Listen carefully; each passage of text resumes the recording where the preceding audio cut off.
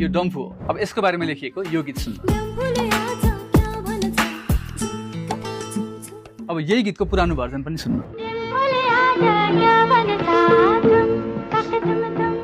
केही फरक पाउनु भयो? यी दुवै गीतमा च्याङ्बा अर्थात् कान्छा र मैचाङ अर्थात् कान्छी डम्फुको आडमा एकअर्कासँग जिस्किँदैछ। मैचाङले च्याङ्बालाई डम्फुले आज के भन्छ भनेर सोध्दै जवाफ दिन्छन्। तर मुख्य फरक कहाँ छ भने नयाँ गीतभर त्यसको जवाफमा जुम कता जुम भनिएको छ, तर पुरानोमा भने सुरुमा डम्फुको तालको नकल मात्र गरिएको छ।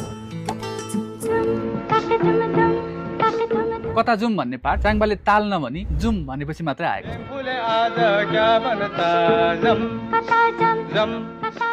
यहाँनिर नयाँ गीतमा के समस्या भयो भनेर बुझ्न पहिला पुरानो गीतमा अगाडि के हुन्छ भन्ने बुझ्नुपर्छ। जिस्किँदै जुम भन्दा पनि मैचाङले नमानेपछि च्याङ्बा उनको प्रशंसा गर्न थाल्छ। अनि जब च्याङ्बाको प्रशंसाले मक्ख पर्दै मैचाङले पनि उसलाई आफ्नो छोराको बाउ बनाउने भन्न सक्छिन्। त्यसपछि गीत यस्तो छ। यसरी हेर्दा गीत थाल्ने पनि उनी नै थिइन् र अन्तिममा कता जाने भनेर लिड लिने पनि उनी नै छ। यसरी गीतमा जुवारी वा सवाल जवाफ चल्दै गर्दा थाहै नपाई च्याङ्बा र मैचाङको सम्बन्धले नयाँ उचाइ पाएको छ। तामाङहरूले आफ्नो विशेष अवसरहरूमा गाउने तामाङ सेलोमा आधारित यस गीत मार्फत गोपाल योन्जनले तामाङ जाति प्रेम र निकटतामा उदार रहेको देखाएका छन्। तर सुरुबाट अन्तिमसम्म जाम कता जुम मात्र भनिदिएर रिमिक्स भर्सनले यही कुरा छुटाएको छ। पुरानो